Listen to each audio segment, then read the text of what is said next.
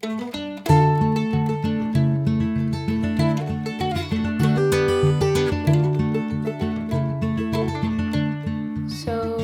when did you start painting? No, I was a kid. I was like 4 or 5. I mean, my mother was a painter, so there was always paints and brushes around. So I'd just pick up stuff and just start making a mess. Do you remember the first thing you ever painted? Well, I do, only because my mother kept it, and she would break it out and show everybody and tell the story every time somebody came around, so, And what's the story? Well, not like it was some brilliant work of art or I was a prodigy or anything. It was just more like a bunch of colors splashed all over a page.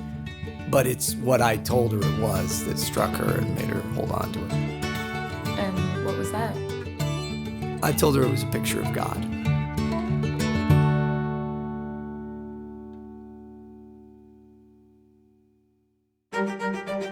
Gregory Davidson is known in art circles as a visionary. His works draw parallels to artists such as surrealist René Magritte to Grant Wood's post-impressionist works. His paintings have graced the walls of art galleries around the world, as well as the homes of the rich and famous and art collectors alike. But little is known about this very private man. My name is Monique Granger. Call me Momo. I'm in the art world. My name is Terry Blake, and I'm an art dealer, collector, and fan of beautiful, odd, and amazing things. My name is Jackson Tennant. I'm an art dealer. I was the exclusive seller of Gregory Davidson's Hidden Blessings series of paintings. To me, Gregory Davidson's art represents the hidden parts of each of us and what we're trying to find within ourselves. It's hard to put into a sentence what his art is. I'm still not completely certain I know. You're larger than life, It's unique. unexpected. There was something intriguing about it. It's hidden art It's bold. within a piece of art. It's classic and modern. Makes you want to know what it is. No one knows It's there, Is it a picture? what he's about, but it's not, Was it a painting? why he paints what he paints. A picture of a painting? Because you don't know what the heck it is. His art conveyed a voice that we hadn't been hearing. It's like when you're moving in one direction What's that? and someone else is moving in the opposite direction. What's behind that guy? And because of it, they're blocking your view of something that you're trying to see. Move out of the way, you're blocking the view, And then you both pass it. You never really get a good look at what it was. It made us question what we were looking at. It kind of drives you crazy. People had to have them. And it leaves you with this feeling of desire to know more. I think the industry needed Davidson. And you can never really be sure what it is you saw, which makes it even all the more compelling. I put a couple of pieces in my gallery, and it seemed instantly people were asking about it, and offers came in. I think the first piece sold to an investment banker whose wife was in love with it. Yes, the Tannenbaums, Shirley and Ira. And then it was like, wow. She had to have it. Had to have it. I don't know what they paid for it. Maybe 6 figures, maybe 7. They paid $1.2 million and then, landslide. And that set the bar for the rest of the collection. Before you knew it, Gregory's work was garnering top dollar, and he was becoming quite wealthy from it. People wanted to get them all. It was like, what is that? A Pokemon. I'd start getting more calls. Give me a Davidson. Pokemon. The Poke. Do you have any Davidsons? The things we have to get, you have to catch them all. How much for the latest in the series? I'll ask my nephew about it, but once you had to have one Davidson, you had to have another. That's rare. That's not the norm. And that's not usually how it works. You usually get one from this artist and one that, like a buffet, a very expensive buffet. He's not a rock star artist. But with Greg's pieces, you felt like you wanted to have at least a couple to tell the story. It was a very rare thing. Although his pieces are truly superstars within themselves. It always felt almost supernatural, if you'll allow me. The way it all took off and then also how it stopped. Then he stopped. He stopped. He stops. Poof! Just like that. All done. Bye-bye. Nothing new. No more paintings. No more Davidson. He says, I think God wants me to stop this. So he did. Greg called me and said he was done. Hardly anyone just says, I'm not gonna paint anymore. He said he needed to concentrate on his boys. Well, Greg did strike me as a man of faith. He was very committed to his family, very much about prayer and God. I knew he was a single parent, and I know the story of his wife was not something he brought up ever. Oh, his one true love, Grace. He'd say Gracie. She passed so young. I don't know what happened to his wife. I think it was a car accident, maybe. Think maybe an illness? All I know is it was unexpected and left him with 2 young boys. I do know she was very young, 20s. And it's what started his works that we all fell in love with. It's very sad, but it also gave us some amazing work. It was like she was his muse, even from the great beyond. When Lydia came to me saying she owned one of his pieces and he invited her to come interview him, I about fell out of my chair. Unbelievable. We need to get that authenticated and you have got to make a film. So I went to some investors I know in the art world and they all agreed to fund the shoot. They just want a few important things.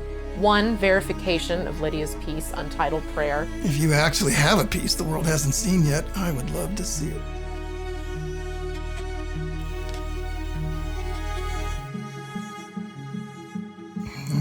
I don't know. Yeah, that has to be a Gregory Davidson. Kind of looks like his brush strokes and his lines. Oh, I can see his soul. Yeah. If he ends up verifying that, I'm sure we could find you a buyer very quickly. Very quickly. 2, and this is the one I'm dying to know, what was the big secret in his first series, Hidden Blessings? What is the painting within the painting? well, that's a very interesting question. I'd like to believe each one had something different behind it, you know? Maybe like it's a painting that goes on and on and on. I know one buyer insisted on having theirs x-rayed to see if they could see what was behind it, I don't know. but they were never able to do it.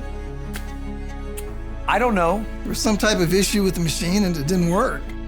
I don't know. I thought that went along perfectly with Greg's insistence on his art being something of a gift from God. It's the not knowing that makes him so desirable, I think. Is there a connection to his late wife? Some people believe it's a painting of her. I think they had to be Gracie. The romantic in me is rooting for that. How could it not be her, right? And 3, what, if anything, is he working on now, and can we see it? He may just be filling his attic with canvases, but no, he couldn't have just completely stopped. He already made enough to live on from the few years we got out of his work. Well, his son's helping with his charity work now. Talk to them. Maybe they can get him to paint some more. Please, Gregory, show us what you're working on. Greg, are you which camera? Which one? Greg, are you watching? Please give us a little bit more. We're not done with you yet. Please give him my best when you interview him. Don't stay hidden like you're painting. But be prepared, though. Bless us with more hidden blessings. Greg is a bit like Willy Wonka. Come back and see us. Many have tried through the years to get into the chocolate factory. And we miss you. He must think very highly of you. I smell a spin-off. Everyone loves a surprise second act, don't they? My name is Lydia Drake. I'm a filmmaker. I was offered an unprecedented opportunity to interview Gregory Davidson over the course of 2 years. Before this, he'd never given a formal interview, and I'd never heard of him. But after my time with Gregory, his family, and friends, I saw the deeper point and plan for this film. I've included things in this that may be unorthodox for a documentary filmmaker to leave in, like my private video diaries and behind the scenes that were meant for archives. Footage from backup cameras I had rolling in case something interesting happened.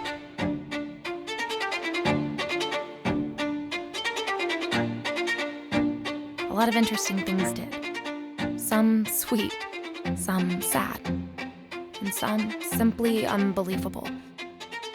But all of it is the true story of my time with a reluctant hero and an amazing man and father, Gregory Davidson. So this is the painting my mom left me. She used to have it in her prayer closet where she'd spend hours praying to it and her Jesus. When she died, she left it to me. Yeah. Like, wow, I couldn't believe my mom had a famous artist painting. It's like one of those stories you hear about finding a Picasso at a garage sale or something. So I tried to see if I could find a contact for him and found his website. And I didn't expect to hear from anyone, let alone actually him. So we went back and forth, who I was, what I do, and he said something like, well, if you want to talk or film me painting, you can. I said just kind of half joking because I read about how he doesn't do interviews. How about a full documentary on you and your art? And he said, great idea. when do you want to start? And I was like, I guess I got a documentary to shoot. I found this note on the back. I guess she was trying to tell me something. And I hope it does bring me to my truth. I never knew my dad. It was something that was kept a big secret from me by my mom and my grandparents, and all I know is she got pregnant in college and they pulled her out, kept her home after that, and here I am. And here he is. Maybe. I don't know.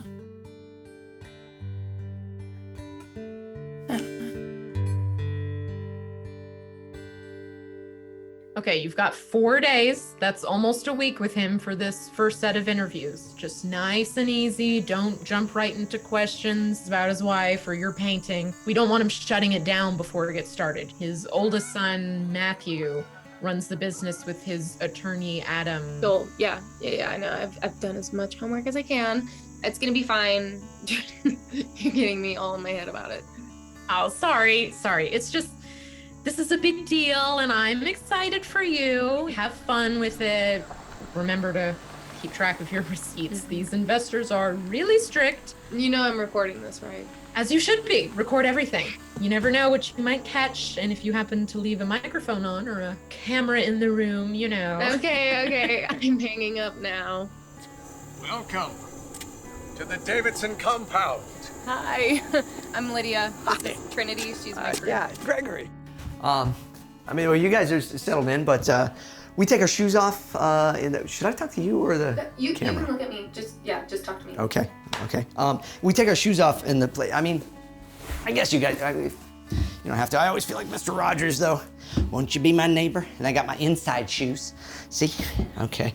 Boys should be around here somewhere, though. Hey, boys! Matt, Sam, anybody? Oh, hey. Hey. Hi. Matthew Davidson. Look at that. There he is. It's just act natural. It's good. It's good. Do I look at the camera or? Just talk to me. Doesn't know anything. You look at them. Come on. Okay. Amateur. Doesn't know anything, huh? Where's Sam? Hey, Sam. Gotta be here somewhere, Sam. Hey. There he is. Oh, He's perfect there. Just hey. Hold on. Oh, you look Can we at ask him questions you look at now? them. Because Matthew couldn't figure that out, but yeah. I figured it out for him. Yeah. he wouldn't know that. And there you are, looking good. Oh, join him? Are you mic'd up? All right. I'm mic'd up. Here we go. I hope you're ready for this. Okay. Well, make yourselves at home. I mean, we got a lot of places to shoot and hang out and stuff. I paint in a lot of places. We got the sunroom over there. Out on the patio, I've been doing some painting out there too. And the office, that's my other painting spot downstairs. I got more upstairs. That's the boys' office there. There's Sam's room there. You probably don't want to go in there. This is a space where I do some painting and store some art as well. You brought your painting then, yes? Yes, yeah, I did. Great, because I'm curious, I want to see it. And I'm curious about your mom and everything too. I want to get her story and what she. What was? Hello. Well, okay. So these are old canvases. Oh man, these are more like the actual hidden blessings. I don't know how they fell, but yeah, the original hidden blessings, they're easier. So you put them, you roll them up when they're large like that because it's a lot more work to store giant frames. So you take them off the frames and you put them up. Then those are, like I said, those are the size of the original hidden blessings, but they would cover a whole wall. These, Matt put these up for you. Actually, this used to be Matt's room, but I've turned it into another art space. But he's moved out, got his own place. He's a big boy. He put these up just to kind of show you. Obviously I don't own the originals anymore, but they were special stuff. Like I say, they were huge, but they took a long time to do. And it would take months for me to do one of these, and so they were a lot of work. But people really liked them, and they still do, thankfully, for the charity and all. But I painted them during a time that I was going through some stuff, the loss of my wife, and Yeah, hope we can talk about that, maybe. yeah, we can certainly talk about that, but not yet. Maybe maybe get to know each other a little better here, you know, because I want to ask you more about your mom's painting. This keeps falling, man. Okay, well, let me, hang on. We just act natural. We just act as though it's all just, everything is fine. Let me see. What are you working on? Oh, yeah. Yes, that's lovely, son. Thank you. What have you done here? Oh, yes, there's some numbers and things being crunched over here. Perfectly normal day here in the Davidson home. Are you guys as awkward as I am? Getting there. This is gonna be fun, huh? No, oh, are you guys hearing all that? Sorry. Okay, this is great. I'll make some sandwiches. Sounds good. Yeah, that's about how it goes, usually. That's a lot of canvases. Do you do these all in one day? No, I'm just gonna get to know these canvases. I need to find out their story. Like you need to find out my story, right? We're setting the stage for these. Each painting is like a fingerprint. Each one's different. And there it is, I'm done. This is New York art. $1 million. Thank you, thank you. But that's also kind of the crazy part about art, is it could be something as simple as that. And if it moves somebody, and if it tells a story, and it portrays a character, that alone could mean something. Burnt umber. Here's a rarity in the Davidson home. That one hasn't even been opened yet. I think we know why, though. I don't like this color. Well, we'll see what happens. See, sometimes your foundation just isn't right. I don't like these colors. I chose poorly. You gotta make sure your foundation is right. What do you mean? Well, I'm a blank canvas. You gotta get to know me, but how do you do that? You add some colors. The people you interview about me, that know me, they are the colors. They're the ones that add the real story to my life. Your sons? Matt and Sam, strong base colors, but dig deeper. Your sister Audrey? This has just been so much fun. Sweet, gentle flower. Are you done? Gregory Oliver. No, but she is sweet. Ow. But no, you're getting warmer. Your attorney Adam? Well, he's not just my attorney. He is also my best friend and probably the most complex of all colors to add to the canvas of Gregory Davidson. This thing's okay, right? Yeah. It's a lot of gear. Pretty socks. These are for Greg. So which camera do I look at when I'm talking? Oh, okay. So it's like a deposition then. Should I be nervous? Do I need a lawyer? Really? Well, actually, I'm just saying that. He just really wants to be in your movie, so I thought I'd build him up a little. Check him out. See, this is turning out. This is all right. I'm saving it. You can always save a painting. So when did you and Gregory meet? Greg, when did we meet? Wow. Well, it started with a 19, so it was a long time ago. So Greg and I met in college. Yeah, we were both going through a season. He was coming off a pretty rough period in his life and ended up at a Bible study that I was at. He needed to get back on track. He needed to find God again, and I kind of did too. And so we just hit it off. You know, I love messing with colors. These were very unusual for me, you know, to do something in pink, and I thought, perfect, I'll put them in front of Samuel's room. But then, you have a lot of Bible verses on your wall. Are you a religious person? Religious person. Well, kind of a big word. I'm a Christian. Some people would call that religious, I guess. Some people would say it's spiritual. I just try to connect with God. Little God winks. My friend Squire Rushnell wrote books called God winks. I think of these paintings as that for me. It's my way to kind of connect with him and find his providential love throughout the house. But I got a friend that puts them on little sticky notes and he leaves them all over his mirrors and stuff. And I got a friend that leaves Bibles open in different rooms, various scriptures and stuff. I like to paint them on large canvases and then hang them on the walls and then have awkward conversations about religion when people come over, so. Sorry. No, I'm messing with you. But I'm curious though too, do you ever feel like you get those God winks, Lydia? I don't know. I grew up with religious stuff around me, but I think it's just all up to the universe. If you believe in good, if you try to be good, the best person you can be, then really the universe rewards you for your actions on a lot of different things. Yeah. Different people. Obviously different than what I believe, but it's, I think it's important to know what you believe and why you believe it. You challenge yourself and you make sure that you're hitting the mark. Sure. So I may challenge you on that, if you don't mind, while we're here together. at times and see how that holds up. Even bigger though, the biggest question about all of it is, do you like them? Yes, I think they are very nice. I like giving them away now. Shh, don't tell Jackson Tennant. But if anybody likes them, either of you like these, you can have any of them you want. Or even better, if you have like a favorite scripture or a verse, you start diving into that Bible to prove your universe point, let me know and I can do a new painting for you, right? Add it to your Davidson art collection, okay, kiddo? Come on.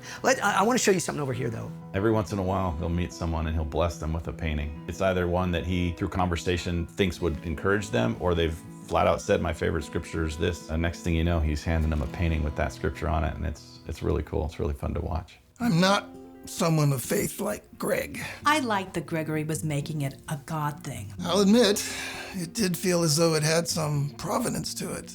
He was saying, look, you pray, you ask God for some guidance, and sometimes he gives you a little. I think he was underselling his artistry. My mother was sick. We were at an event, and he pulled me aside, and he said a prayer for her right there and then. It was very, very sweet. It was earnest. It didn't come off weird. We were at a party at Jackson's in New York, and Gregory looks at me in the eye, and he says, Mo, I want to let you in on a little secret. It's got nothing to do with me or even the art. It's God letting me have a little peace and joy and blessing me a little because my talents are mediocre at best. And he believed that. He did. My mother, thank you for asking. She's fine. Maybe it was Greg's prayer. Who knows? He's really easy to be around, but very private, very much about letting the art be his voice. Hello. Hey! Ready for me? We are ready for you. Boys are gonna love what you did with their office. Don't tell Matthew. I promise we'll put it He's all a little back more fidgety with things like this. Although, yeah. Always a playful innocence. Okay, so I'm looking at you. Look at me. Yeah. Okay. Yeah, look at me. But I want to look at the cameras. Like he was elevating things while still being very humble and If I sit, doesn't matter how I sit. Whatever makes you comfy. self-deprecating. Striking. Huh? Ooh. And there is a very bright light. I just started. I'm not supposed to do that, right? No, you're not. It's That's tech not part talk. of it? I'm sorry. Okay. Tech language. I'm so sorry. You say striking. Don't look at the light. Don't look at the light. Do the opposite of what I did. He's got an excellent sense of humor. I thought Trinity was making a commentary on how I look today. Striking. Why, thank you. It's from the junior boys department. That's the only ones I get that can fit. We're just gonna slate Apple 01. She'll come in here and then, can you turn that down a little bit? It's a little hot. They're adjusting because it's hot, because the that's apple perfect. and the Right. slate aren't adjusted just right. But once we do, it'll be striking. So striking. No idea. It's all this fancy film language. I'm not used to it. I certainly always enjoyed my time with him. Gregory Davidson interview. Take one. Actually a bit of a mimic. Hello there. This is not the interview you're looking for. Oh, is there? This paintbrush was your grandfather's. You gave it to your father, he gave it to me. I had to wear this uncomfortable. No. Whoa, wait a second, Doc. You mean to tell me that you're interviewing Gregory Davidson? That's right, Marty. There must be something wrong with the space-time continuum. All right, Doc is here. Doc is not here. You have no idea who I'm doing right now, do you? Johnny, you kids. He would do an impression of me at times, which I thought was pretty funny. My wife said it was spot on. What if I do this? Trinity, are you getting a good level on the microphone? Yeah. Oh, sure. My father is a very serious man. He's had a lot to be serious about. Loss, tragedy, pain. He pours it all into his work. Or his art, I mean. But it's work, making art. Matthew was very rule-oriented. I think he gets that from me. It's a business on one hand, that's my part. It's really benefited him in his work now and running our business. He was made for it, really. I take charge of the day-to-day. He and Sam, though, I mean, they are opposites in that. They seem similar, but their personalities are significantly different. Sam... my bad. Whoops. Hi. Handles the web design. So that's your art? Yeah, no. It's fine. I mean, I could spend hours at a time on that thing, you know, just... Sam is much more like Grace in his free-flowing nature. I don't know if it's art. I mean, it's not like art that my dad does, but like it's Greg's an artist. Greg's a creative, and Samuel's I guess it's art. a chip off the old block. I mean, compared to what Matt's making over here. Sorry, Matt. and I believe that the way Greg treats Matthew reflects Matthew's personality. I thought it wasn't gonna work, but You cleared it out? It's all good.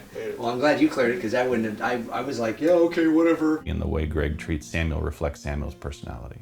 You know, I don't make the rules on this. You know, I mean, because if you want to change that up, I'm willing to see whatever you would want to do. Greg loves his boys equally. He doesn't play favorites. We sell prints of Gregory's art on mugs, bookmarks, calendars, puzzles. There's a line of greeting cards and even t-shirts. It's a lot to manage. Yeah, Matthew, he really keeps this place running. And it's all for charity, which is a whole other aspect most businesses don't deal with. His heart for the nonprofit is... We find churches and shelters that need assistance, and we help them. Wow, kid has a brain on him. Through our work as a company, we have helped raise over $250,000 for various charities throughout the community in the last 2 years alone. I'm not on site. I work in my own space, and Matthew is there, and I'm in constant talks with Uncle Adam, our attorney. But he's almost like my second eyes and ears on the ground, so that if stuff pops up... It looks great, by the way. You're doing a very good job. So. Appreciate it, thank you. As usual. He got Dad through the beginning stages of his career. Matt hears all the details, and he thinks like a businessman, and helped him make the right investments and retain rights to his works. He's an integral part of this family, but also an integral part of the business. It's what made all this possible. In a lot of ways, most of the business that we do with Greg's art come out of Matthew's ideas. Adam and Dad went to college together. He was the best man at his wedding. Samuel, he's a sweet kid. He's got a mind very similar to his father. He's very creative. What kind of cameras are these? He understands technology too. Is one of them like a close-up and wide too? Yeah, cool. But he can get distracted at times. Oh, so like, are you like downtown, or like how far do you love it? He has a very passionate personality. Oh, it's so busy, you know? I think that that's really cool. Which can go hot or cold. Everything's open like 24 hours and stuff, right? He takes things that his father does. You could go see a movie whenever you want. And he runs it through a higher level of technology. I think I'd feel really alive there. I mean, it's cutting edge. It's mind-blowing sometimes to see some of the stuff he pulls out. From what I've seen of it, I've never been, of course, but he's a great kid. That'd be really cool. Take me with you when you go back. Can I ask what happened to your mother? She died when I was 5. Well, she's not with us. I should probably let Greg tell that story. It'd be more appropriate, I think, but...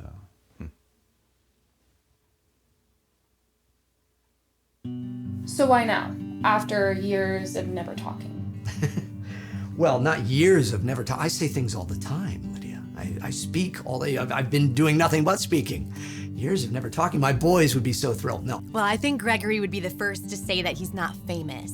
Look, the truth is I felt it was time to start saying some things and show people a little bit more about the art. Now his art is, maybe. Mainly because my boys convinced me of that, especially Matthew. He thought it'd be good for the nonprofit. But he's really kept his life a lot more private. It wasn't intentional. It wasn't like that. I'm trying to not say anything to people. Because it's not about him. I feel as though it's always been such a blessing from God to do what I do. I didn't want it to be about me. It's about the art. I want the art to speak.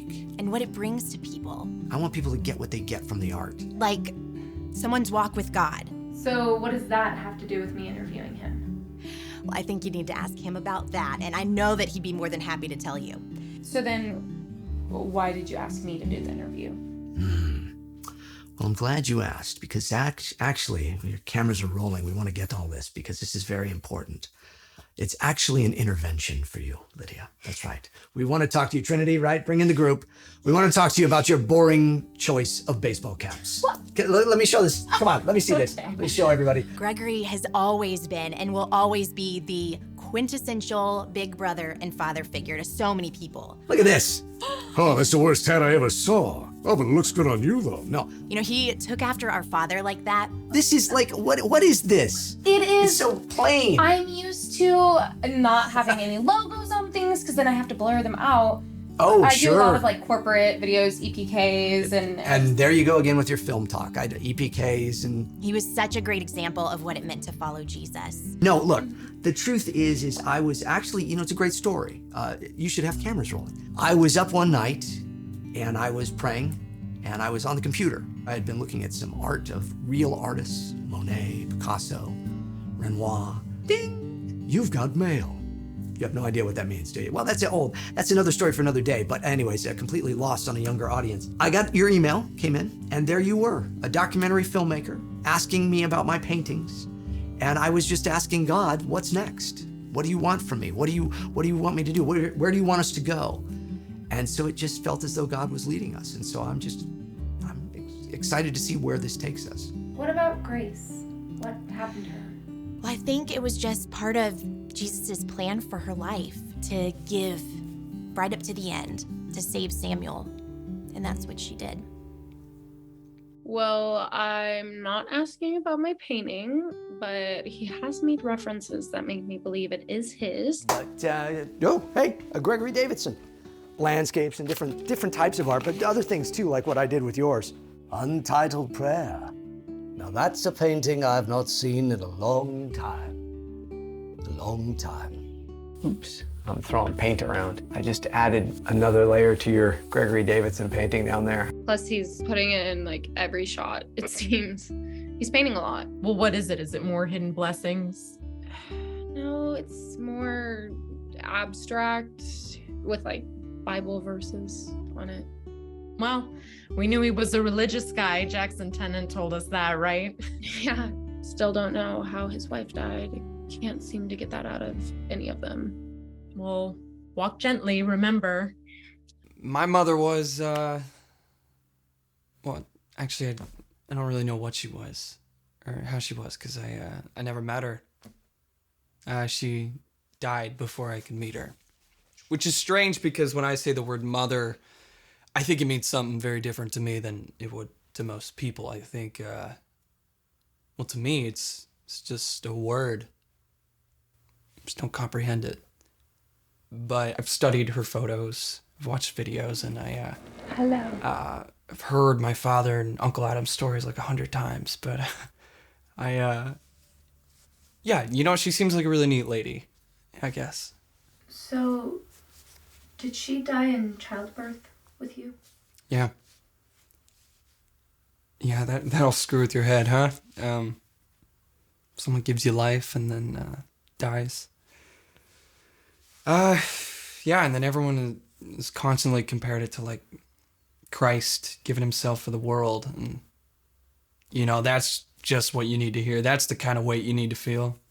Like, no pressure, I got this. I'm looking at this footage and I'm thinking I have to journal some of my thoughts, because this is the stuff that drives me nuts about religious or spiritual people. It's the way they make you feel like they have it all figured out and you don't. Samuel doesn't seem to feel the same way. There's definitely some vibes that he wants to do his own thing and his art or something. And why shouldn't he? Losing his mother like that and then everyone putting that on him. Oh, man. It's like you, Mom, dying, leaving me this painting and a note to figure it out.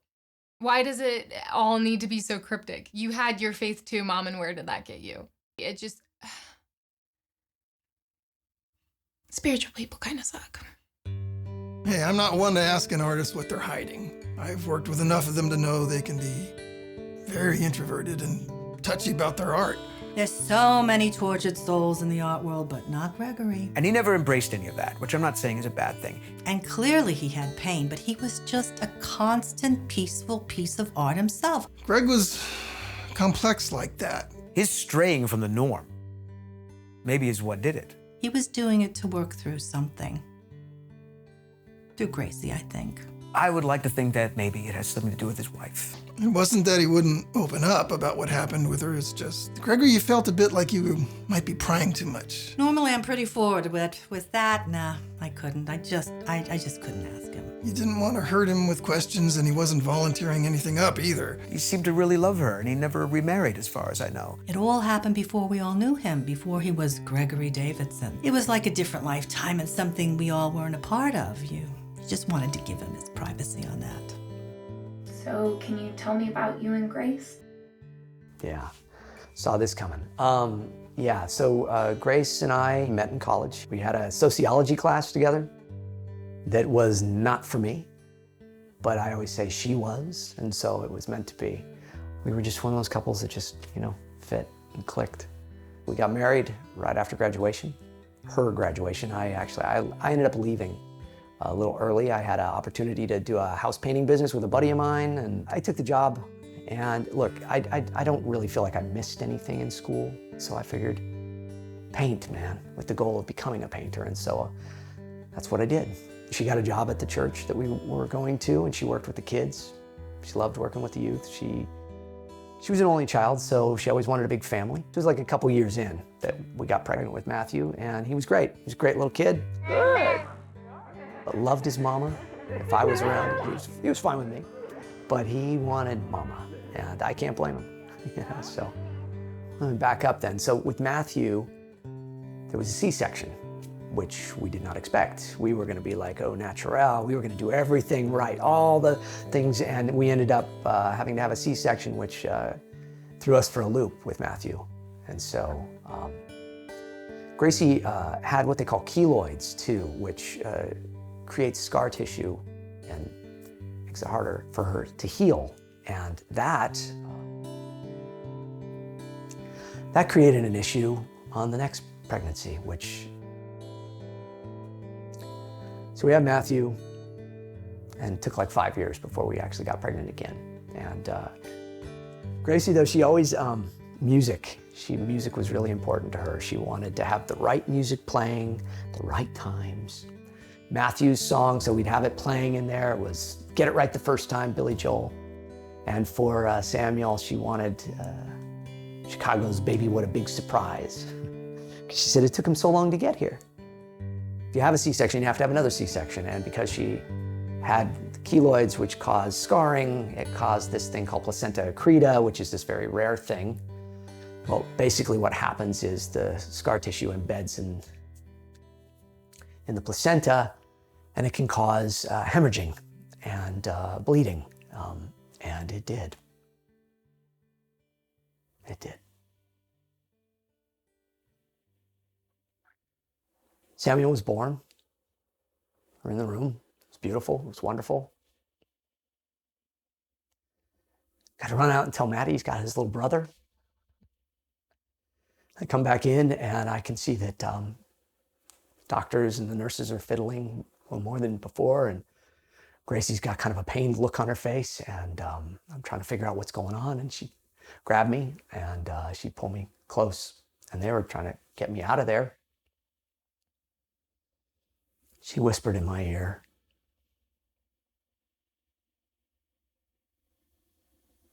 and she gave me 3 kisses, one for each of us.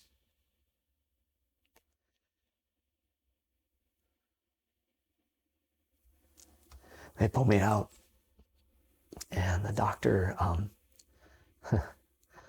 came in to the waiting room. You sit there and you wait, and he came in, and I remember and he told me. All I could think of to say was, he left the boombox playing, man. He left the music playing. Baby, what a big surprise. She was gone the day before her 29th birthday. And what was it she whispered in your ear? You're a filmmaker, Lydia. You can come up with whatever you think. Sorry, are you okay? Yeah. This is a real downer for your movie, though. I thought you said this was going to be an action comedy, Lydia. Huh? People sometimes get mad or frustrated with Greg's sense of humor about things. Some people think it might be inappropriate, poorly timed. But I was gonna just, Oh my God! Oh! Yeah, I don't think so. It's him. And it was Grace. Well, they're not dad jokes per se, but they're not always appropriate in the moment to a lot of people. And Lord, we thank you for this food, and we thank you for this day, and we thank you for Lydia and Trinity awkwardly filming us as we pray. Here, how about this shot? Because I'm steaming. Comedic reference lost on younger audience. It just lets the pressure out of the room. Just to let you know it was okay to feel. He knows, this life, man, there's ups and downs. That's how God is. He also knows he's going to see Grace again, so. He wants to hear us even when the world says it might be inappropriate. When you can find the humor in anything, it brings joy in the midst of heartache. C.S. Lewis wrote a book after his wife passed away called A Grief Observed. And in it, he starts with, I never knew grief felt so much like fear. I'm not afraid, but the sensation is the same as being afraid. It really summed it up for me. It was one of those aha moments because I realized I was grieving so much that I was just becoming afraid of everything. And I had to stop. I had a 5-year-old, I had a newborn that needed their father to be a father. I just always remember Dad being there and being the parent. There wasn't anything or anyone else to do that job. It was Dad. But to say our father was there is an understatement. He was ever present, ready to teach us, play with us, protect us. He was the epitome of parental guidance and love. He taught us everything and kept our mother's memory alive. Matter of fact, still, every day we pray for her, or rather we remember her in our prayers and thank God for the time we had with her. Samuel and Matthew, they were, Samuel just had no idea. He was born, he was brand new. But, Matthew, he knew something was wrong. Matthew knew, he understood at the most basic level that when somebody dies, they're not here anymore, you won't see them here. I was tucking Matthew in one night and he asked me if it was okay to pray for his mommy. I told him, of course. You can ask God anything. He wants you to talk to him about everything. So he kept wanting to go to heaven to see his mama. Man, it was really sad. When your dada, your 5-year-old is asking that, it's rough, man. What a tough time. It was really hard. It's always searching for the revelation in our pain. What is God doing in this? What is he deciding? What is he showing me? What is he there? So you questioned if he was there? Yes. Yes, like a loop in my head for the first 2 years. And then what happened? Well, then Grace started showing up. Losing my mother at age 5 was awful. It was basically the worst thing that can happen to you. I know that sounds dramatic, but you know what? It is dramatic and traumatic. You are just getting used to life and what it's all about, how it works, who people are, and how to do things. And the person that teaches you is taken away from you. You're left having to figure it all out, then deal with a little brother and a father who needs your help. And you're just, I don't know, can we just stop? I don't want to come off wrong, like I'm just whiny or helpless or blaming anybody, just especially my dad. Can we stop? Can you please stop the camera? All of the cameras. You said that Grace showed up. What does that mean? Right. Look, no, I don't mean like a ghost or anything. It just felt like God was showing me that she was with us and he was guiding us. What do you mean? What happened? Well, I had stopped painting. I was just houses, no art. And then I felt this voice in my head say, start painting for real again, Greg. And I would say, no, thanks, I got it. I got stuff to do. And it would persist. What are you working on, Gregory? What are you working on? It sounded just like the way Grace would ask me. You know, Matt found some of my old paints and started painting the toilet seat, you know, and said, look, Dada, I'm an artist like you. People were asking to buy my art from my college years, pieces I had done like yours. And I had to accept the fact that God was trying to get me out of this through the one thing I had kind of put aside. Basically, they're coincidences that are really, you know, God's providence smiling on you, nudging you towards something that is undeniably Him, you know, to show you that He's there. I started feeling like, you know, maybe painting would be like this cathartic thing about losing Grace, that I would, you know, paint my masterpiece and find peace with it all and feel God in my heart again. But the truth was, I felt lost. I read a lot. So there's another great book. It's called The War of Art, and it talks about resistance, okay? How the artist must create even when they can't. They gotta fight against that resistance, right? So you just gotta keep going. So I just began painting what wasn't there. I knew I had something to paint, but I couldn't see it. So that's what I painted. You know, and then it became like an obsession to me. You know, the harder I looked for inspiration, the more it hid from me. It was elusive, it was non-existent at times even, but you know, I had to keep painting it. Your Hidden Blessings series? Right, yes. So, okay, I painted a bunch of paintings of a painting you couldn't see, and voila, to the art elite, suddenly I am an artist. Look, I painted some paintings to get me through a very difficult time in my life. I had a lot of people that liked them. So I painted some other paintings, and a lot of people liked those too. I can't explain it other than to say it was part of that God wink, that He wanted me to do it, and I listened. It's that cross on the wall. That's what it's about. That's why I do it. He gave this all to me now. He gave me, you know, the wealth of my resistance.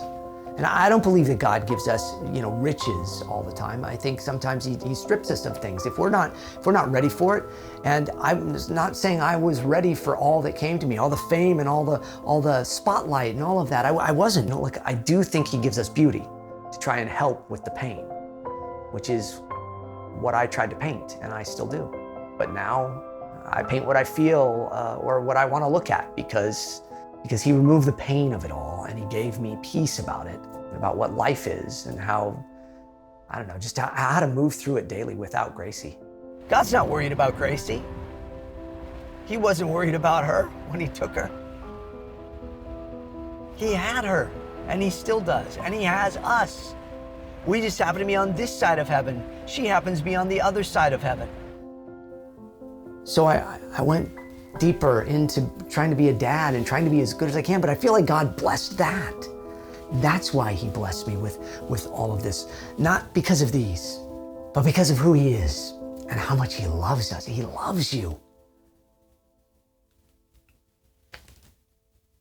And He loves us. I gotta try to express that. I want people to see that. People didn't see it necessarily in the art before, but they saw something. And they didn't know what they saw. And what I loved about that was, it was like the mystery of God.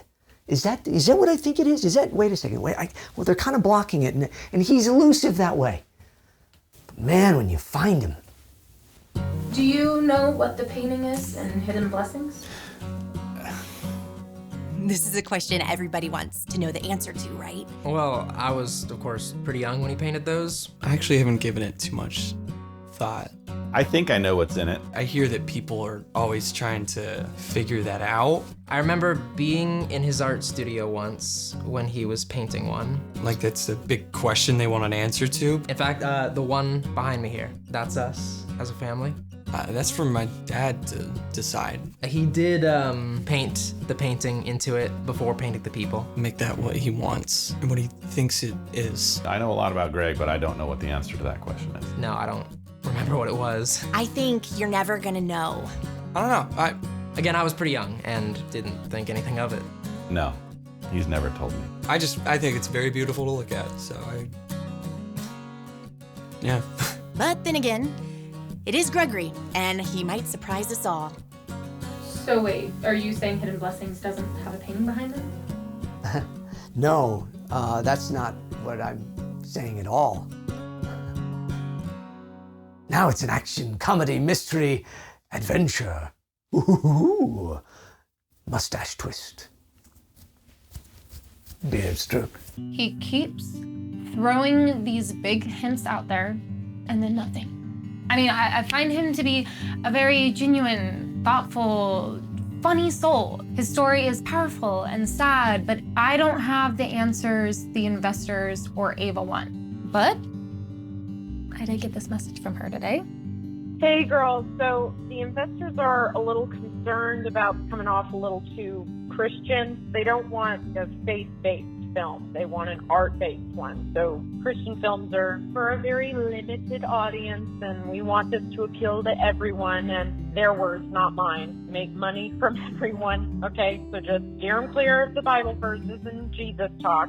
Love ya, you're doing great. It's tough. Because it seems that every conversation turns to his faith. I'm not trying to. It's just how the interviews are going. I can't help what he says. And at the same time, they want to know about this guy and why he never did interviews. And maybe this is one of the reasons. I still don't know about my painting either. Where it came from, why it's not listed anywhere. And I am asking him on camera tomorrow about it. And we'll see if it's the big reveal that Ava and the investors want as to whether this is the missing Davidson. So it is yours. You painted this? Oh yeah, yeah. You got yourself a certified Gregory Davidson right there. It's been a long time, but this is like, to me, this is like the first painting I ever, like real painting that I ever did, and yeah, I never thought I'd see it again. I'm curious about how your mom got it though. You said that she left it to you, and I'm just wondering, she left it to you, but what about your dad? Well, I never knew him. Okay. I'm also thinking maybe, since you got the camera roll and everything too, and we're doing all this, we should get Adam here. Your attorney? Yeah. Hey, Dad? To authenticate? Can I talk to you about something? Yeah, hang on a sec, bud. We're just kind of in the middle. I need to talk to you now, please. Okay. It's important. All right, hang on. I don't understand where this is all coming from, kiddo. Stop with the kiddo stuff, Dad. That's what I mean. Okay. And it's not out of nowhere. It's been building for a long time now. I don't know, just having this. Is Gregory's mic still on? These are people doing real things with their lives. Like making stuff that matters. Sometimes I just hate being here. I just want to find out who I am and what I'm good at. Well, I think you're pretty much good at everything you do, Sam. Look, if you just want to take some time away, you can. No. You could. I want my money. What? You always said that it was there for us in case there was an emergency. Okay, bud, but I mean, this is not an emergency. I get it. No, I don't think you do, Dad. I want my money, so hear me. Your mom, she felt this way when she got the job at the church just after college. I'm not her, Dad. I don't know her. I don't care what she did. Oh, I'm tired of you always comparing me to her. Like, I'm not her. Okay. I want to find my own life, and I want to make my own choices, good and bad. I want to find out what I believe, and on my own. So I want my money. You promised the money to me. Yeah. And I want the money. Gregory, give me my money! Please. You're right. Sam, you're right. You're right. Look, I'm not helping this way. You're not your mother. I'll talk to Uncle Adam. I'll have him transfer the account. Look, he can make another account, put it all in there for you. You can have control of it, okay? I love you, buddy. And I'm sorry you feel this way. We'll figure this out. Okay? We'll figure it out, Sam.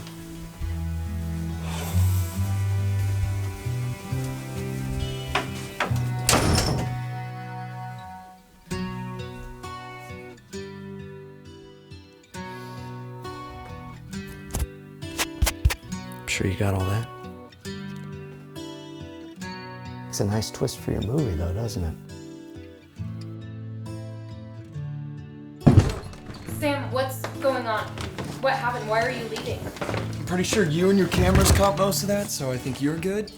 I'm good here too, thanks. Can you just tell me what money you're talking about? Like, does your father owe you money?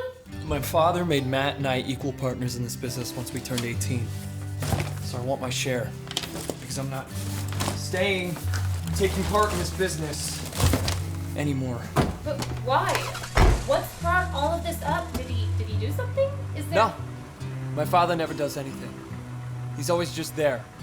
There, listening, caring, loving unconditionally, keeping me in this protective bubble. It's... Here, you have my cell. Just give me a call sometime if you want to hear the real story of the Davidsons.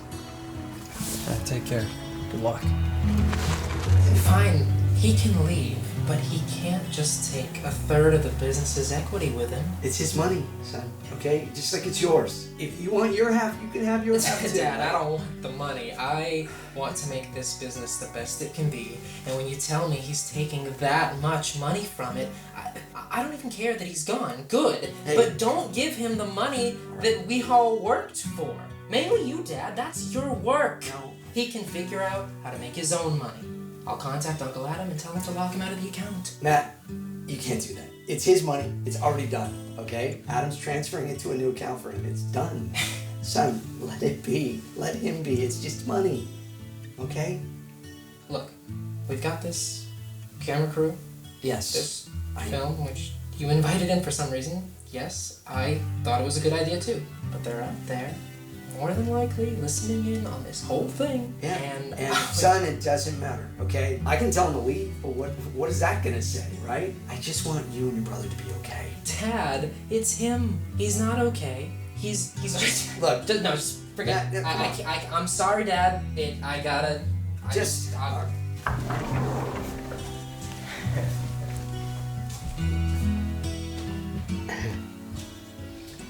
Well, I guess this is really good stuff for your film. Gregory, we don't have to use this. Look, Lydia, this is real life, right? This is what documentary filmmakers look for, as I said. So, God works in mysterious ways. I'm sure there's a reason for it all. Maybe we can pick up tomorrow. Be okay? I'll see you out in a bit, but I'm just gonna run in here for a minute and make sure that Adam's getting that stuff taken care of. This was totally unexpected. The thing with Samuel is a big deal. Why did he leave, really? Ava wants me to get in touch with him immediately. You should definitely call him. To make sure there's some good drama for the investors. Get cameras over there.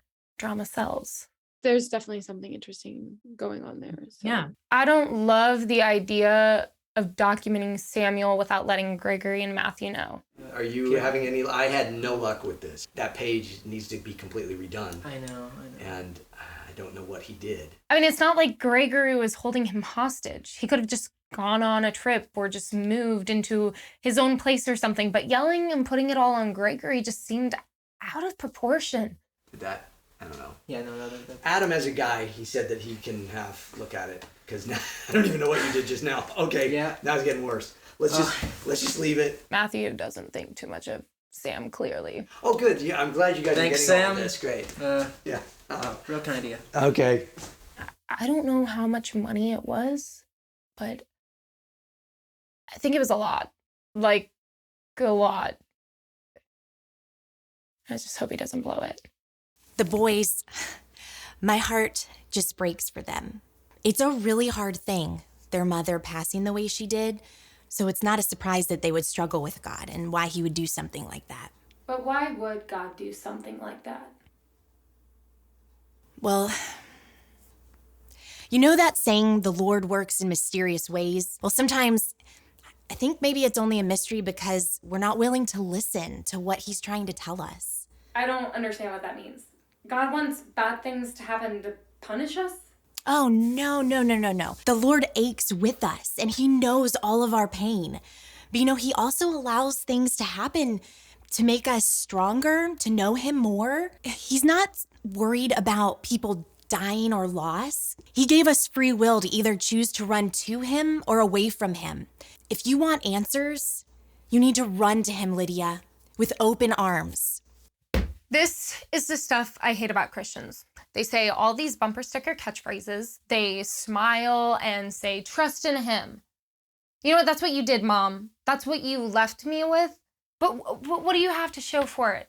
Free will, death, strength gained from pain? Pain hurts and doesn't heal if you are unwilling to accept that life just throws crap at you and there is no God. They're picking up the pieces and using it for the better. I mean, if so, then why isn't he helping me now? Because right now, it's just making me believe all the more that he isn't there. Samuel's gone. No one's heard from him. I can see how straining it is on the family. I mean, what's Gregory and Audrey gonna do? What's their God gonna do? And how's Gregory gonna deal with that pain? I was born with questions that never go away. I was born so full of doubts, it pains me to this day. Where is it? How could it? Everybody tells me I didn't move it. I didn't move it. But I mean, the whole piece is gone. It's always right there. It's just Grace's ring. Grace's ring. But only on my knees alone does the conversation come. Only in a still small voice from God's own precious Usually here, Son. it's not there. Did it fall? Only at that moment I'll ask in Jesus' name. It's always there. It's always there. It's not anywhere. Do you love me like this? It's usually right there on a chain. It's just hanging on a chain. I mean, you guys, you've seen it. You've seen it. You see everything. Do Okay. you know my name? Where is it? Can you feel my pain? Jesus, do you love me? Sam. Could you hold me Sam. all night? And could you point out what's right? Why would he do that? Why would he do that? Can you hear my voice? And teach me to rejoice. Jesus, do you love me? Sorry. Sorry.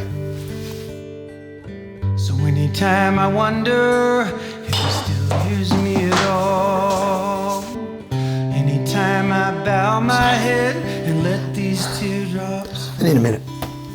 the blessed grace of Jesus forever comes to call.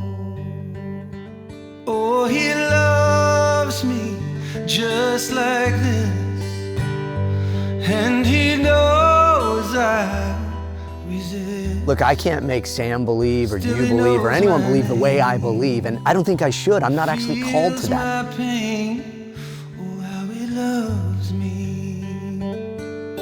Children are meant to leave.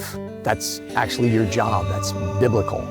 My job is to help you along the way, but to never veer from my belief in Christ and what He can do. I'm called to be an example, to show grace and love and compassion. In the storms of my life, at the worst parts of my life, He has always been in the center, that calm in the eye of the storm. God has got this. Who is God to me? He is Jesus Christ. Because of the things that He has shown me in my life that give me no other explanation than Him. Can I change what's going on? Yes, absolutely. I can get in God's way, and I don't want to do that. What He's going to do with all of this, we'll just have to wait and see. Oh, how he loves me.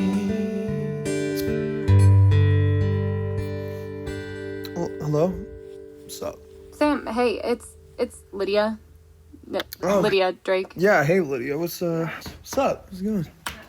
I was just wondering if you would still be up for that interview with me. I remember. Okay, great. So what would work for you?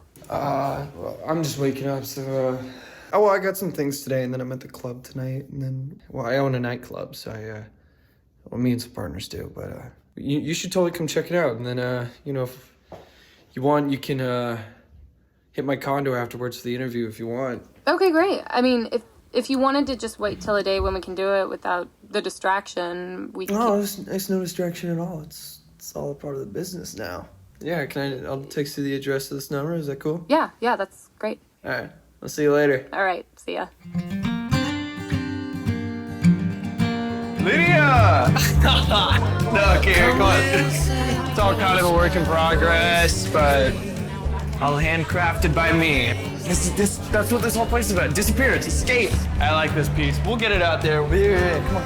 Now this is a sweet room. I'm just super stoked to have people in here. It's so alive. We got the bar here. Look, I can sit over here. We got pillows. Come on, let's go. It's awesome. Isn't this great? And that's what it's all about.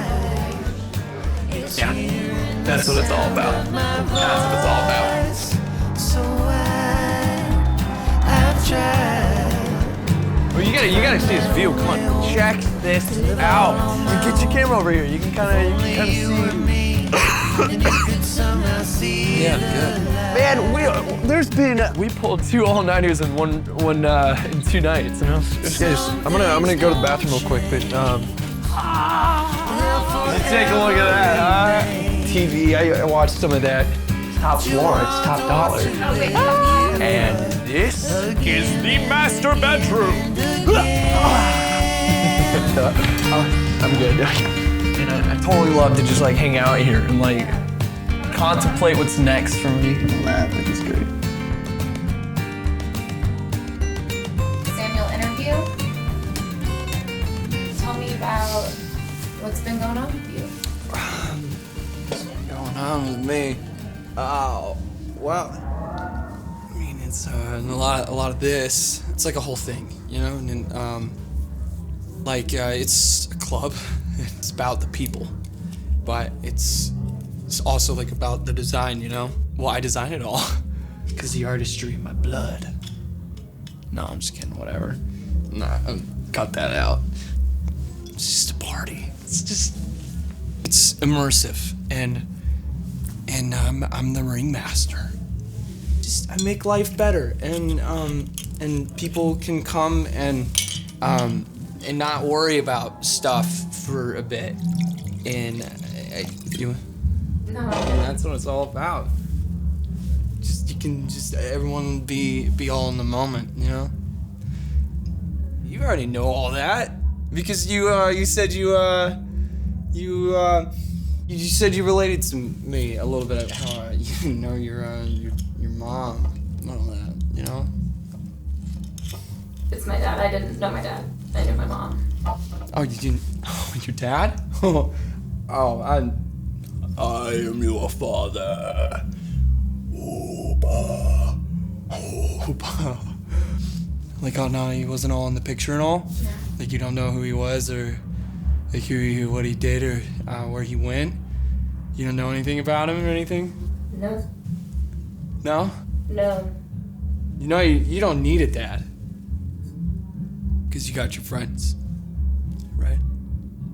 Like, all my bros at the club, I mean, they know me better than my own family, you know? And I mean, like, Eddie, he was the one that, like, took the initial idea that we had, and he took my initial investment, and then we put it in together for this. And then Sean, did you get to meet Sean? Did you guys no? Oh man, Sean is more like a brother to me than Matt was. Matt was always like, "Hey Sam, why don't you do this for Dad? We owe him that much, so why don't you?" I mean, the work that I do now, it's all about what I can do. And it's about the people that I can surround myself with that accept me for who I am. And I think you should show Matt and Gregory this, all right? Hey fellas, doing good. Doing good, fellas, how you doing? So I've tried to find my own way home, to live all on my own. If only you were me, then you could somehow see the light. See, you can cut on sound. You cut cameras. Yeah. We're all done. Do I like that Sam is gone? No. Do I wish he was here? I wish he would seek the best in his life. That's what I'm hoping for him. I'm not going to try to force my will, but I'm also not going to veer from what I believe. I can't. We all have the choice to either run away from him or run towards him. He's waiting. He can take whatever it is you want to say to him. That's what I did. I don't believe in him.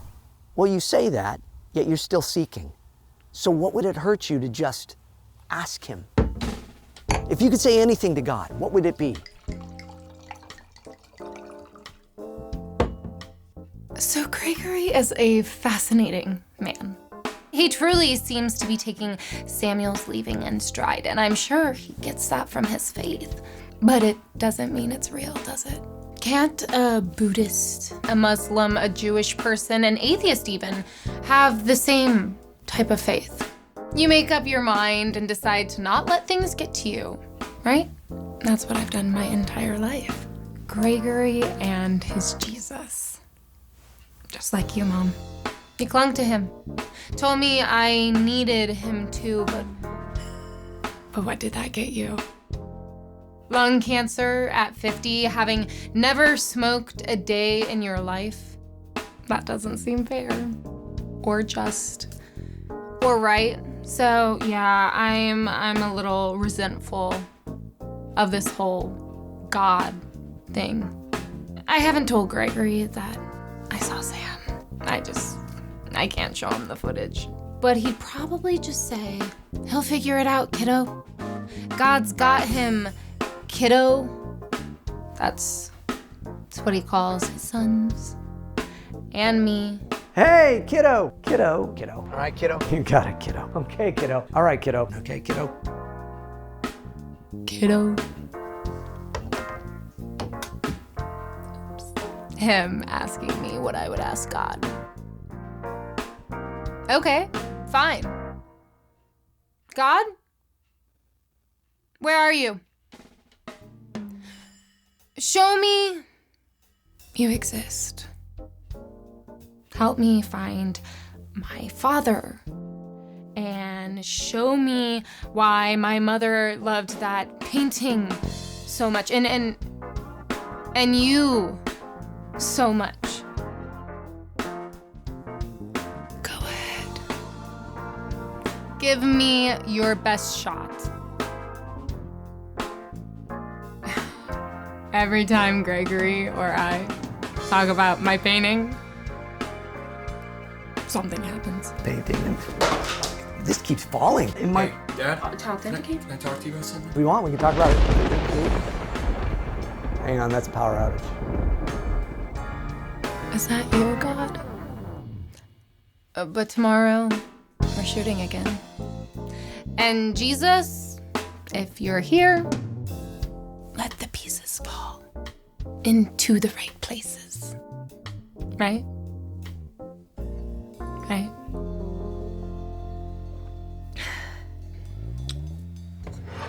Sorry about that. We're just a little behind here, but you're good. We're good. So this is. Oh, you got me on this one today. Oh, well, you know the fun thing about this one, though. Now I'm turning. Okay, sorry. Okay, Gregory, let's go ahead and get started. Okay, hang on. Everyone settle, please. Oh. Okay, let's get Settle started. down. Trinity, settle down, would you? Gregory Davidson interview. Gregory. Yes. How many paintings do you think you've done over the course of the years? That's a big question. I don't keep track. I don't keep a tally of how many paintings, but Matthew would probably know the number because he really is. He's put a whole database. Okay, what about the ones that aren't in the database? No, I think he's cobbled together a pretty decent list of everything. I think that everything's pretty much in there. I took pictures in the beginning, so some of them are just photos, bad photos that I did. But there is one missing, right? The one that my mom had. That then got left to me. I saw it, made me want to reach out to you, and then you saw it, wanted me to do an interview. Right. I think you verified it as a Davidson. Yes. No, that one would not be in there. Yeah. Why not? Well, it was done, like I was mentioning to you before, it was like the first thing I ever painted. So I don't, it was before I met Grace. It was, I gave that one away. I gave it to a friend. My mother? I'm sorry. Hold for sound. Are we Yeah, just keep it rolling. We're gonna let them settle. We'll go back to the last question, so Okay. Yeah, just did you know my mom? Kind of go into that. Is sound sounding okay? Yeah, we're good. Okay, great. Okay, awesome. So let's settle. Okay, so and you knew my mom. Dad, it's the police. They want to talk to you. Okay. I'm sorry.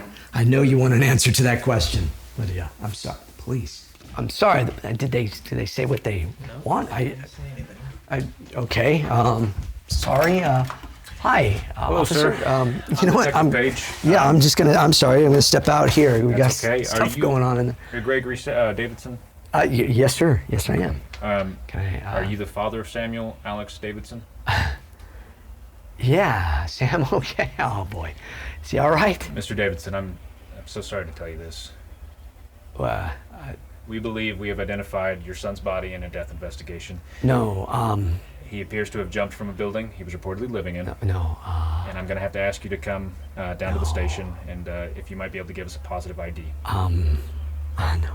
Sir, is this something that you might be able to do for us?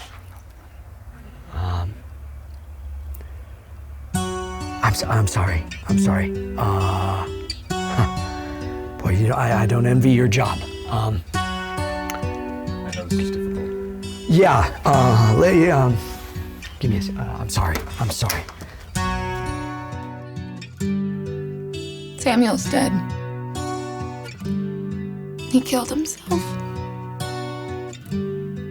This is what happens when I pray for good and answers, and God to show himself. Is this the proof that you're there? That you just take people and you kill them and leave us? Yeah, you're awesome. I should have known. I should have seen it. I should have told Gregory that. What am I doing? This is not the film. These are real people. They're real lives. This is real. This isn't what I should be doing. Who cares about who my father is? Who cares about the stupid pain? I just wanted to know about who I was. It's your heart that's on the line, and I would be the perfect fool if you were me and I were you. I'm done.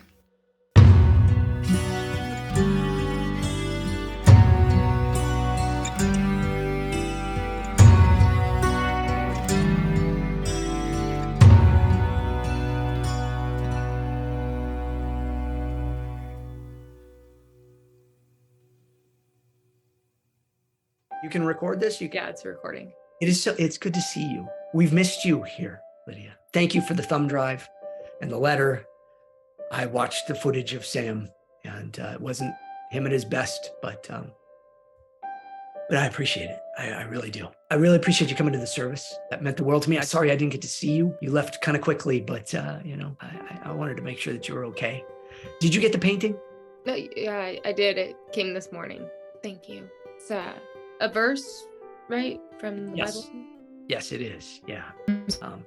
You never gave me one, so I just thought I'd come up with my own there for you. And since it was the first painting, I thought it would be appropriate. So, look, Lydia, I want you to finish this project. I think that you need to. I think that you should. I'm having a showing of some of my new art. I'm dedicating it to Sam, and I really want you there. Bring your cameras, bring Trinity. We can laugh. We can make your investors happy. I know they'd like that.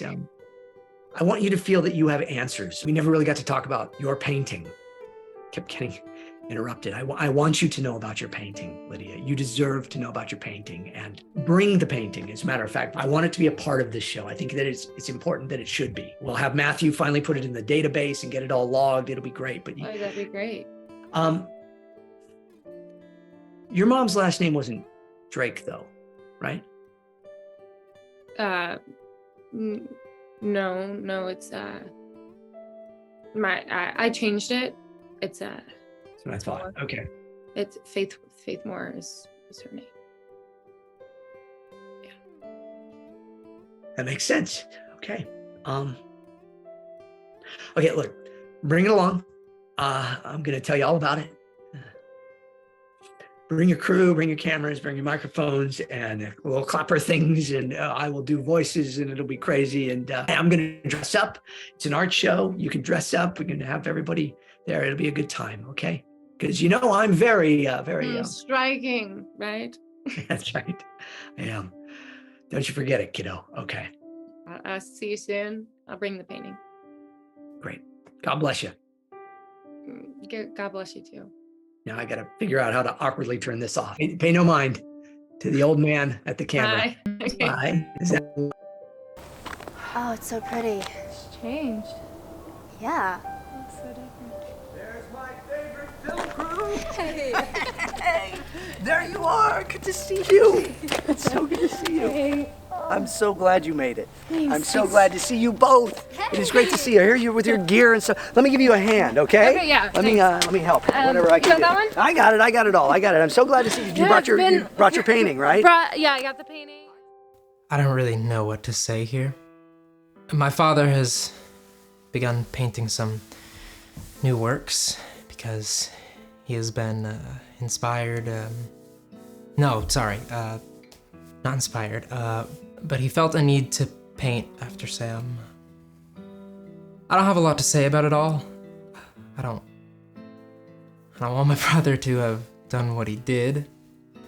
I'm mad that he did it. I don't understand it, and frankly, I feel like it's still his way of getting attention. Now that's coming off wrong. I don't want my little brother to be dead. Okay? I just also don't know what you want me to say about any of it. I'm glad my father has found a way to put his grief into something that gives him some type of peace or solace about the whole thing. But this is just a depressing thing to deal with. I've had to help put together the funeral of my little brother. It's not supposed to be like this. I had to try and track down what's happened with his bank accounts, what he did with all the money, because it's gone. It's not there anymore.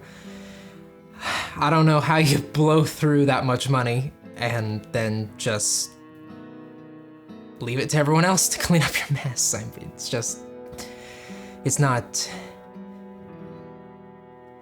been very difficult. I don't know. I think I'm starting to feel more sympathetic to their God stuff. And when something so hard hits and you have nothing to believe in, you just end up kind of feeling unresolved or questioning. I want to believe that Samuel and my mom and Grace are all in a better place. I feel like maybe I've been judging everyone just a little too much. It's like something's happening. Like maybe God heard my challenge. I feel different since then, and I want to know more. And the fact that Gregory is finally ready to tell me about my mom's painting, I'm curious as to what it's all gonna bring. There it is, right there on display. I can't thank you all enough for coming out today to share in the memory of Samuel, and I hope you enjoy the art. And please get yourself a snack, have a coffee, a little something, and enjoy. Thanks. The blessings are no longer hidden. They're right out front for everybody to see. I think it's fantastic. It's great to see him back. I'll take all of them. I love this. It's amazing. We're back. We're back. The art's a little different. When I was always told. Sister approved. All him. It's all him. Let me take this. How many film you guys? Oh. What's the food? It's as good as gold. It's the power of love. Let us set you free. It's the voice of God calling you and me. It's on the road to glory. so few can see. It's a call for the desperate. It's a call for the brave. It's a call for the sinner. It's a call for the saved. But we gotta tell the whole world that the debt's been paid.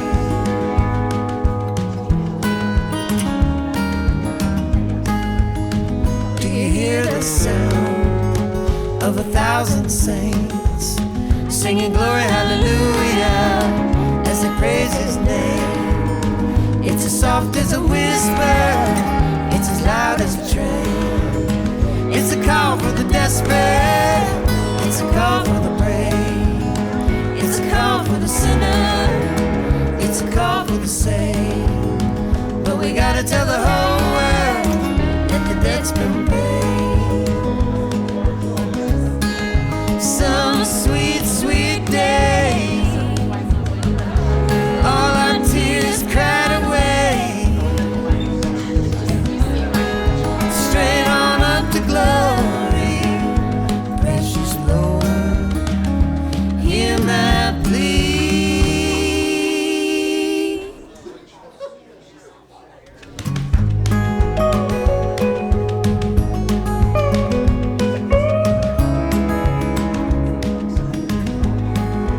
It's him. It's him. He was the friend that Gregory gave Adam the painting, and Adam was a friend, and Adam's my father. He's the one who had it and then gave it to my mom, and he tried to contact her for years. I mean, they messed up one night and he didn't know she was pregnant, and it's him. Adam's my dad. We gotta tell the whole world. I had no idea, right? How could I? I mean, I know we had our moment. I mean, the weight of that, I know she carried it, and I certainly did. And it's what got me into the Bible study where I met Greg. And it was right after that she called me and said she said she was leaving, said she was going home, that her parents, your grandparents, were going to come get her, and they thought school was not a good influence on her. So I took the painting, I took your painting, and I left it at her dorm room door with a note on it. This piece of paper. Wow, yeah. That's it. I had no idea if she had gotten it. I had no idea if it was somebody else picked it up and walked away with it or what, but it was the only thing I had that I thought would be of any value, and she always said she loved it. So I did my best to communicate with her, but I didn't have her address. And that was the time when you couldn't just pick up a phone or look on the internet and get somebody's address. But I ran into a mutual friend of ours that we had who had an address, gave me an address that she thought might have been hers. I sent letters. Every one of them came back returned to sender, so I just thought, and that was it. Man, I really loved your mom. I never would have guessed that you were here. I didn't think she wanted anything to do with me. I thought she wanted me to just leave her be. And when you showed up to do this film, I knew you had a painting. I knew potentially it was one of Greg's. The thought never occurred to me. It never registered that it could be mine. I had no idea. But Greg did. And he told me he wanted to make sure you were you, and then just let God figure the rest out. And he certainly did. I just want to know you, and I want to be there for you. And I want to help you process through your mom and your faith and my faith and just everything that comes with all the stuff that's gonna follow. God help us. I really had no idea, actually. I had no idea about you or the painting or what to think of any of it. I mean, even when we tried to talk about it, everything would go wrong. Something would happen. And it was midway through that I realized that you actually might be connected to that painting in a way that would connect you to my friends and my family. That painting was my testimony. That was after growing up in the church, knowing everything that I thought I knew, and then realizing I knew none of it. And I came to know Christ one-on-one in a real way when I was 19. And then I went to college and everything changed, and I got pulled in 100 different directions, as so many people do, and I started questioning things, and I ended up at that Bible study that I wasn't even supposed to go to that night. And Adam was there, and we got to talking, and we started talking about Mere Christianity, which was what did it for me. C.S. Lewis's book that gave me that revelation back when I was 19, and it pulled me back in there. It was my wake-up call to snap me back into place of what it was, and I was so grateful to Adam. I gave him the painting because I figured the painting was like a testimony. We're supposed to share our testimony of Christ and who he is and what he means to us. And that painting was going to be a pay it forward. So I gave it to him with the thought that he could pay it forward and give it to somebody else. And he gave it to your mom. Your mom was a lovely lady. I met her just a couple of times. I never really knew the whole story. It wasn't until, months later that Adam really told me what was going on with that. But we didn't know what had transpired. But I didn't know if maybe Faith had, remarried, had a kid, kept the painting, or put it at a garage sale. Who knew? God had a plan, and he put it all together. And we're just happy that you're here. But Lydia, I know you've struggled and you've questioned, and I know it's been hard with Sam, but I hope that you see that he can work miracles and he can do anything if we ask with an honest heart. Every lonely soul, every broken heart, every loveless moment, every light gone. Hang on. Wait. Gregory? Every fatal hour, every crooked step, every word of hope not spoken yet. Sam. Jesus. Jesus, no. Children, all just a journey home. It is Sam. Sam. Sam. Every breath you take, every hopeless sigh, every cloud that drifts through clear blue sky. Samuel. Oh my boy. Everything you lose, every shade of gray, every broken promise you ever made. I screwed up. It's all just a journey home now, children. All just a journey home. I'm sorry, Dad. Oh my. It's all just a journey home now, children. I'll do anything. I'll work for nothing. You're here. You're here. I'll understand if you don't want me here. No, you're here. You're alive. You're alive. A beloved son, presumed dead. A body literally in pieces after falling 6 stories. A family in mourning. In the end, Mr. Davidson did confirm the body to be that of his son. And a stunning twist of identity theft and murder. But it wasn't Samuel Davidson, it was this man, 23-year-old Sean Ian Nelson. The police department and his family had no reason to believe it was anyone but Samuel Davidson. That seems straight out of a Hollywood thriller. Police now discovering a double cross from a third partner in the nightclub, 48-year-old Edward Victor Lewis. But what happened to the real Samuel Davidson? Finally ended up at this shelter where he worked for nearly a year to rebuild his life with the hope to return home. And the dramatic reunion with his family. Sam! Samuel! Is where this story truly begins. The death and life of a prodigal son. A behind-the-story investigation tonight at 11. Matthew, Samuel, come up here. I want to make a toast, everybody. I want to make a toast. First off, thank you all, and smile for the cameras. They're making a documentary about me. I was very boring until this started, but Lydia here doing the filming, our illustrious filmmaker. Yes, she's been doing a fantastic job. And her own story, even crazier, truly amazing stuff. Hollywood could not have written this story, I think. Hopefully tonight will be a very uneventful evening, no big surprises. I don't think that my heart could take it, actually, but I was getting stuff ready for the party. And I went down to the corner market. You guys know the corner market? Charlie, the kid Charlie that does the checkout. Charlie. And he says, hello, Mr. Davidson, how are you? I said, Charlie, I'm fantastic. Samuel, my son, he was dead. We had a funeral. We had a memorial. He's alive, Charlie. He's alive, And Charlie, this kid's like, what? He's like 19, young kid. The wisdom on this kid, man. He looks me in the eye, doesn't blink, and just says, do you want cash back? Because you got to hit the button. Because what do you say, though? It's like, no, I don't want cash back. I got my son back, Charlie. We're here to toast and celebrate life and Samuel and Matthew. Yeah, everybody here.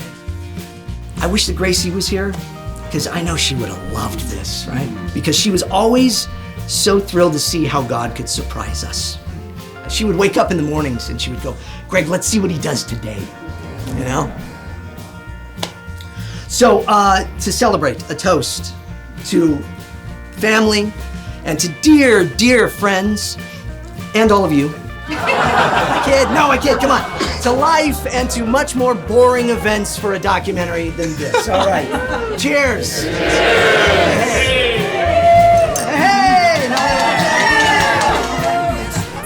Oh, we had jokes.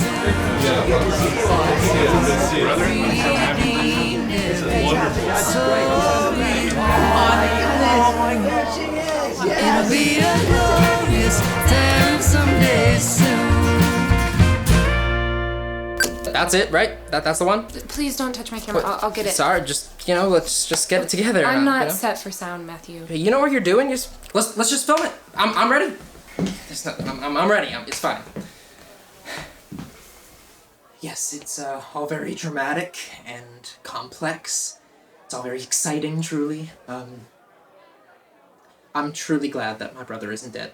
I really am, but come on, we're gonna party for him, going off, taking a third of the business, losing it to criminals that literally killed to get it, spending it on a nightclub and drugs, girls, then becomes homeless and decides, oh hey, I'll go back home. What was I thinking?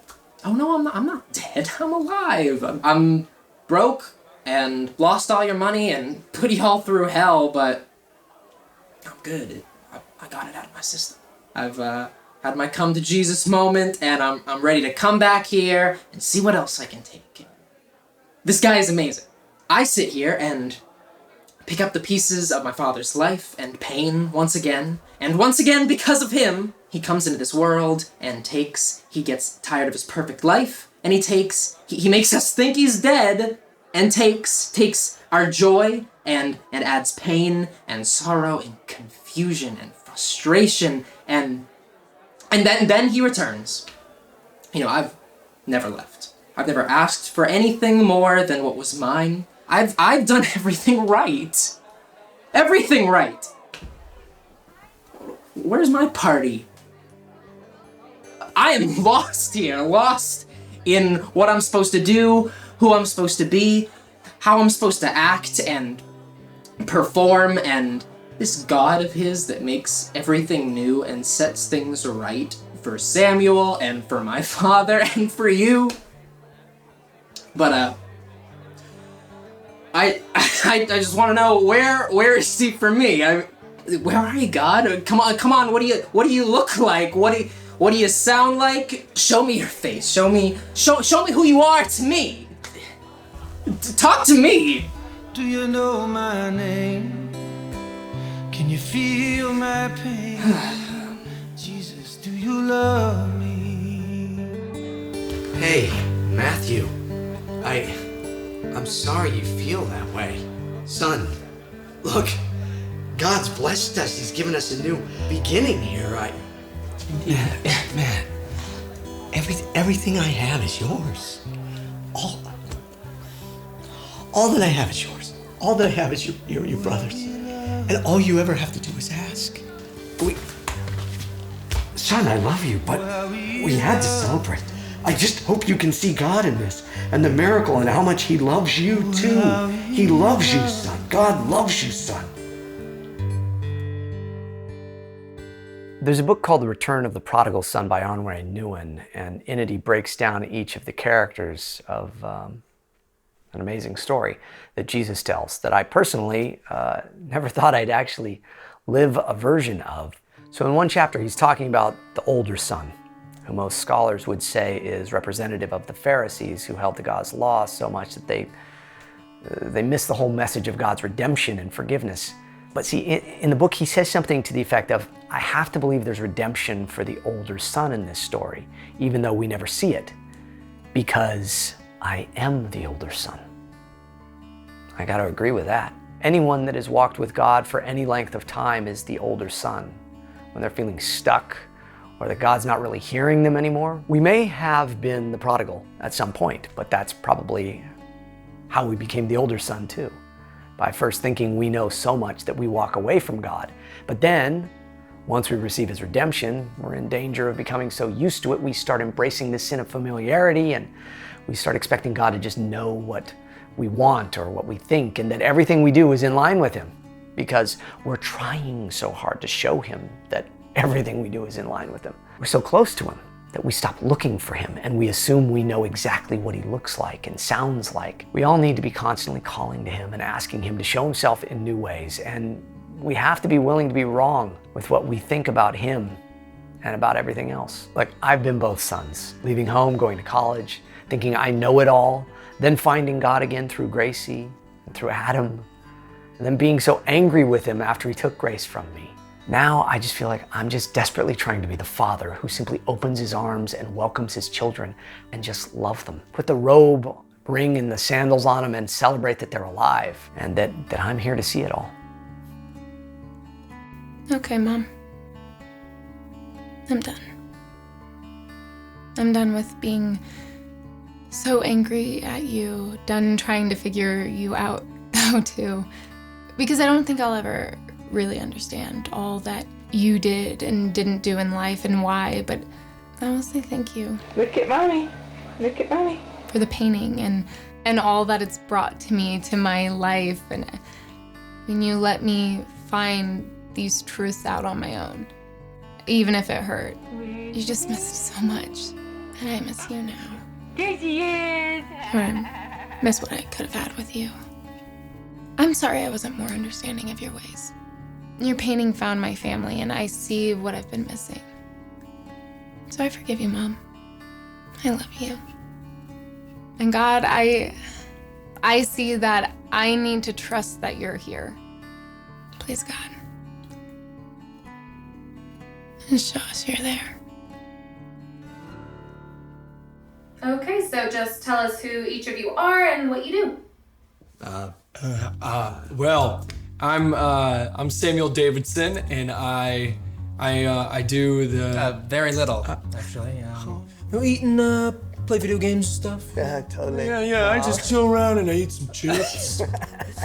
In more serious news, I'm Matthew Davidson, Executive Vice President of Davidson Artworks Incorporated. I oversee the day-to-day operations of the Davidson family business. Oh, family business. Matthew, come here. Come here, yeah. We want you to take charge of the day-to-day operations. Yeah. First job you gotta do is help your brother Take out the garbage. Yeah. Okay, all right. I am Gregory Davidson, president of Davidson.com, legislated, incorporated, dominated. Most importantly, I'm these two's dad. I think I figured out what this story really is. At first, I thought it was about a painting. Then I thought a tragedy of true love lost. Then just a story about my own loss and forgiveness, and God, and fathers, and sons, and daughters. And then loss, brutal, ugly loss and pain, and restoration, and reunion. But I think it's actually just about the one thing that Gregory has said from the beginning. Love. That never ends.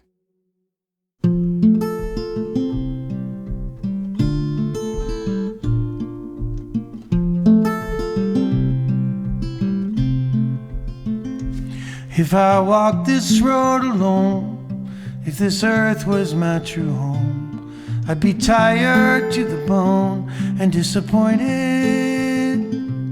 If my faith was in this land, if I trusted my two hands, I'd just surrender to the powers we've appointed. But I give all my earthly glory. I think back and I'd heard all of these things my whole life about God and Jesus and his path for you. And it was almost like I needed to hear it from someone else, or a new perspective, or like find my testimony, whether I really truly wanted that or not. God was there for me, and he shaped all of that in my story. And I've completely just found new meaning. And now I have something to share for others that are like me, that were that same way, heard it all your life, never really truly knew what it was. And if I can help you see it better, That's what it was all about. Yeah. Where I'll spend eternity. It's just me and Jesus and the sweet by and by. Hold me up, sweet Lord of mine. Keep me close until I die. This has been my only prayer, the only one that ever gets me by. So here I stand with heart in hand, knowing God will understand. I pray these prayers, but his answers still confuse me. But my gratitude is real, and my wounds will one day heal. And I cry these tears of joy that he would choose me. So I give all my earthly glory to the heavens. These guitars and songs won't matter in the sky. When it comes to what I'll be, where I'll spend eternity, it's just me and Jesus and the sweet by and by. When it comes to what I'll be, where I'll spend eternity, it's just me and Jesus and the sweet by and by.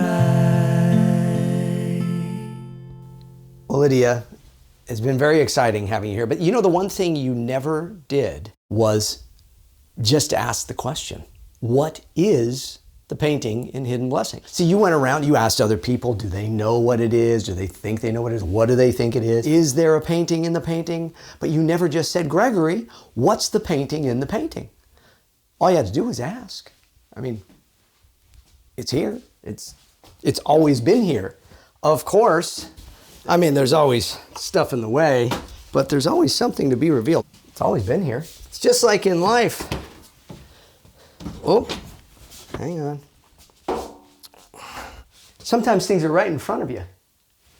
You just didn't see them. Yeah.